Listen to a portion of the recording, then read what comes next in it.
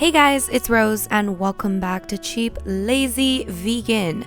Today I am dying with excitement to share this recipe with you because, well, let me just tell you that this dish is a love potion. Yes, if you make this dish for someone, they will probably fall in love with you and want to marry you. I swear. So be careful who you feed this to. I can't prove it scientifically, but I do think it's true. Today we are making a vegan version of tteokbokki, aka spicy Korean rice cake dish. I've made this before on my channel, but this time we're switching it up a little bit. We're gonna make a soupy udon tteokbokki. So we're adding udon noodles to this. We're also adding a bunch of other ingredients to make it my own and also to make it super, super delicious. Now, because we are making a soupy version of tteokbokki, I ended up using quite a bit of water. I added 6 cups in total, but I would even recommend throwing in another cup if you want to make it soupy because the broth will thicken up over time. Now, you can use actual kelp to flavor your broth, but I'm just going to throw in some kelp powder because that's just what I had on hand, and to me it's just a little bit easier to work with.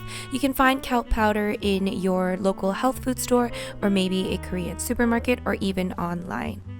This will give your broth a really nice flavor, but if you don't want to use it or if you can't find it, you can of course omit this and it will still be delicious.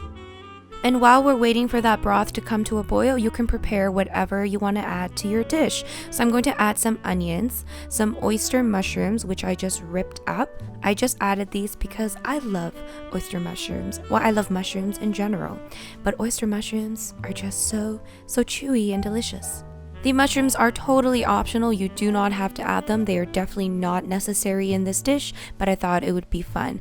And I'm also adding some veggie dogs that I'm chopping up into little pieces, which are again totally optional, definitely not necessary, but I thought it would make the dish even more interesting.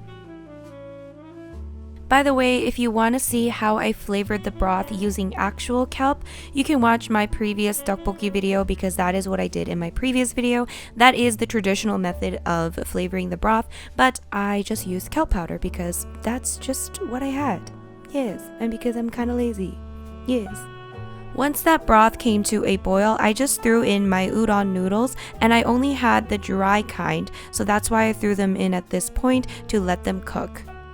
While the udon noodles are cooking, I decided to make the sauce, and the most important component of the sauce is going to be gochujang. This is spicy Korean red chili pepper paste. You can find this in most all Korean stores and probably in the Asian section of your local supermarket or online. I'm throwing that into a bowl along with some agave nectar. Feel free to use whatever sweetener you wish to use. Next ingredient is going to be Korean red chili pepper flakes. I'm going to add a little bit of that in there, and that's going to add some more kick. I'm also adding some soy sauce into the mixture, and then we are just going to mix everything very well together.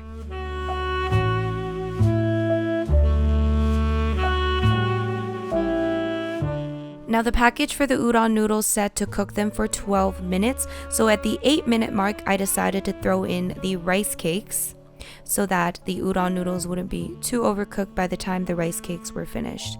The rice cakes I'm using are these Korean rice cakes. You can find these in Korean supermarkets. They are the cylinder-shaped kind, which is the kind normally used for tteokbokki. If your rice cakes were frozen, they were probably stuck together, so you'll probably need to run them under cold water first before throwing them into the broth. Most likely, your rice cake packaging will have some instructions. And at this point, we're going to add in our sauce. We're going to add in all of that sauce. Don't waste any little bit. I decided to add in even just a little bit of water into the bowl so that I can rinse out that bowl and add in the rest of the sauce. And now let's throw in the goodies. We're going to add some minced garlic to the mixture. And all that goodness we prepared earlier. So the onions, the mushrooms, and the vegan hot dogs. We're just going to make sure everything is nicely mixed in that pot. And you're just gonna bring that mixture to a boil until the vegetables have cooked and the rice cakes have cooked. You can tell the rice cakes are cooked when they're nice and soft and chewy and delicious. You may need to bite one of them to make sure it's cooked. Now, if you are using pre-cooked udon noodles for this, then you probably want to just throw them in when you're throwing in the rice cakes, because those udon noodles won't take long to cook because they're pre-cooked. Once everything is cooked, I do like to lower the heat down to a simmer and just kind of let all the flavors make love and just combine its forces, the powers of the flavors, you know. Anyways, now we're just gonna chop some green onion and just throw that in to that dish once everything is pretty much done. So then that is the final step. Mix everything together, and as you can see here, the broth has thickened up quite significantly because of the starchiness of probably the noodles as well as the rice cakes. So if you want it a little bit more soupy, then maybe add a little bit more water. The broth that I made did end up a little bit salty, so adding a little bit of water might help as well. And that is the finished dish, my friends.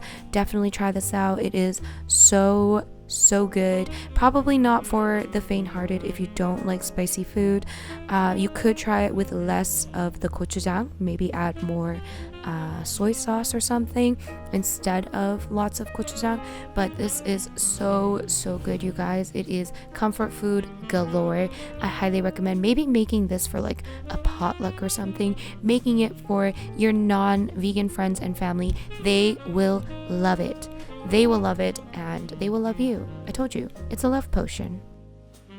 If you guys are interested in more Korean recipes, I have a playlist of all of my Korean or Korean inspired recipes, so I will link that down below. All of it is fully vegan, of course, so I'm sure you guys will enjoy it. And if you did enjoy this video, please give this video a big thumbs up. And of course, if you're new to this channel, don't forget to subscribe, and I will see you guys in my next video. Bye!